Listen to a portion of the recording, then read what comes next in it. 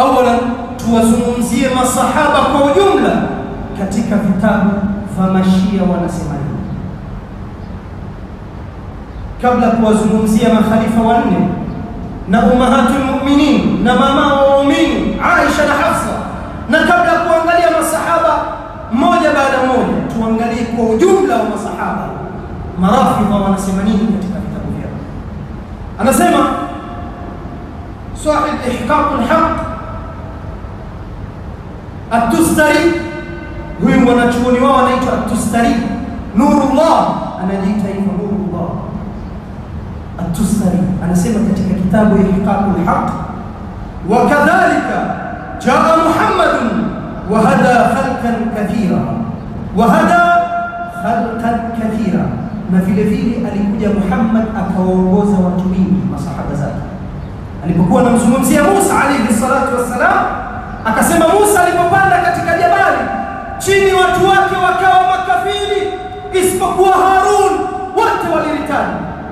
Na akasema na vile vile Muhammad alipokuja, jaa Muhammadun wa hada khalqan kathira, akaongoza watu wengi,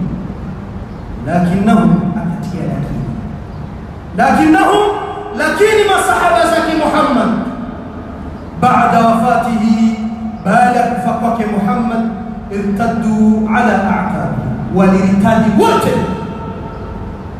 Na katika vitabu vingine wanasema wote isipokuwa watatu ndio walibakia katika Uislamu na ahlu baiti Rasulillah. Sasa masahaba mbele ya Mashia wote waliritadi, ni makafiri baada ya kufa kwa Bwana Mtume sallallahu alaihi wasallam. Aisha, Abu Bakar wa Umar wa Uthman wa Muawiya wa ghayruhum min ashabi Rasulillah, wote waliritadi ndani ya vitabu vya Kishia katika ihqaqul haqq. Anazungumza maneno haya, bali katika Al-Kafi, hichi ni kitabu chao katika ummahat kutubu Shia, Al-Kulaini, hakuna Shia isipokuwa anamtambua Kulaini ni nani, alayhi min Allah ma yastahiq. Al-Kulaini anasema, na vile vile katika tafsiri ya Ayash, wayukal Ayash na Majlisi, Al-Majlisi anasema katika kitabu chake Biharul Anwar, vile vile hawa wote niliowataja ni katika kibaru ulama Shia, ni katika wanachuoni wale vigogo. Kama leo ukisema Imam Shafi'i, ukasema Imam al-Bukhari na wengineo, Imam Muslim, hawa ndio wanaotajwa katika vitabu vya Shia. Al-Majlisi na Al-Kulaini na Ayash wanasema nini katika vitabu vyao?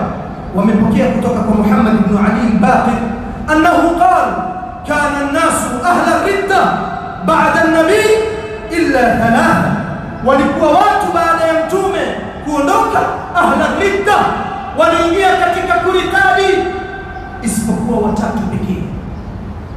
Wote waliritadi, wote waliingia katika kufuru isipokuwa watatu: Al-Miqdad ibn al-Aswad wa Salman al-Farisi wa Abu Dharr al-Ghifari. Hawa ndio kwao wamesalimika, wengine wote waliritadi na ni makafiri. Kama muulize atakwambia la, hatusemi maneno haya, ima haujui Shia au anafanya taqiyya, anaficha ile halisi.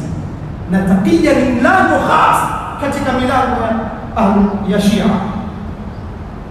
wameweka mlango khas kuweka taqiyya, yani kuzungumzia kinyume na vile unavyoitakidi kwa maslahi ya watu wengine. Hii ni kauli ya pili, kuonesha kuwa kwao masahaba sio kitu, ni makafiri wote.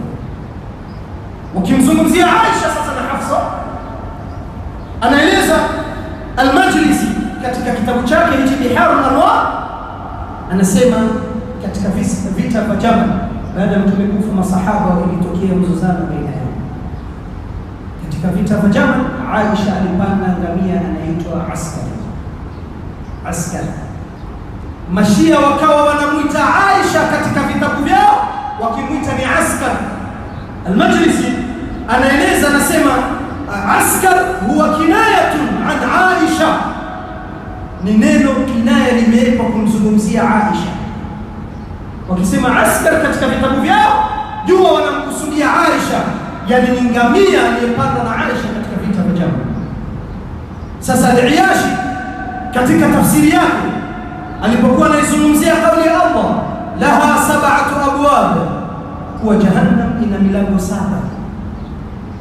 anaitafsiri Al-Iyashi katika tafsiri yake aya hii. Rudi ukaangalie alipokuwa na tafsiri, akasema faqala hadha al-khabith, huyu khabith akasema yukta bi jahannam laha sab'atu abwab, utaletwa moto una milango 7. Akaanza kuzungumzia mlango mmoja baada ya mwingine, ila anqal, mpaka pale alipozungumzia mlango wa 7 akasema walbabu sadis lilaskar, na mlango wa 7 ni wa askar, ni wa Aisha. Yani amemshinda sheitani na ibilisi katika milango 7 wanawekewa watu wote. Kuna mmoja ni wa Aisha peke yake wa moto, ataingizwa yeye peke yake. Yani mashaitani na watu wengine na ibilisi na wengineo wote watashirikiana katika milango 6, lakini Aisha mlango wake ni wa 7 peke yake. Hivi ndivyo anavyosema Iyash, wakila Ayash. Na hii ni tafsiri ya Qur'ani kubwa kwa Mashia, hawezi kataa. Wakikataa tutathibitisha kupitia maneno yao tena kuwa hii ni tafsiri yao. Na vile vile kwenye aya Al-Majlisi alipokuwa anazungumzia daraballahu mathalan lilladhina kafaru imra'ata Nuh wa imra'ata Lut, wanawake wa mitume Nuh na Lut, wanawake wao walikuwa kafiri. Alipokuwa anazungumzia aya hii, Al-Majlisi akasema katika Bihar al-Anwar, la yakhfa ala naqid al-basir, ni jambo ambalo kwamba halijifichi, ni jambo liko wazi kweupe kabisa. Akanizungumzia hii aya ila anqal, mpaka akasema bali tasrih, aya hii inaweka wazi nini? Binifaqi Aisha wa Hafsa wa kufrihima. Aya hii inaweka wazi unafiki wa Aisha na Hafsa na kufuru yao waliokuwa nayo. Wa Hafsa na Aisha ummahatul mu'minin, kwa wao ni wanafiki na ni makafiri. Ummahatul mu'minin sio mama muumini tu au wewe, ni mama wa waumini wote. Bihar al-Anwar ndani ya kitabu hiki. Warudi wenyewe watazame, waangalie ni ya kweli au tunawasingizia. Na kama ni uongo, nipo tayari kuwa mtumwa wa Mashia. Najiamini haya nimeyafuatilia kwa uhakika, hawawezi kuyakosa katika vitabu vyao. Aisha na Hafsa kwao ni makafiri na wanafiki. Hawa ndio mama wa Uislamu. Leo Muislamu akaambiwa wewe ni mjinga, anapanda jazba, anakasirika, mimi mjinga? Waliita mimi mjinga? Lakini mama yako na mama yangu mimi na mama zake masahaba ummahatul mu'minin wanaambiwa sio wajinga tu, bali ni makafiri na walikuwa na nifaq katika vifua vyao. Kisha Muislamu anakuambia waache, yanakuhusu nini wewe? Yananihusu nini mimi? Ni mama yangu na ni mama yako na ni mama zake masahaba. Kila Muislamu anayekuwa katika ardhi hii, hawa ni mama zake. Upo tayari leo kuambia mamako ni mnafiki au ni kafiri? Huwezi. Sasa haya ndiyo anayosema kuhusiana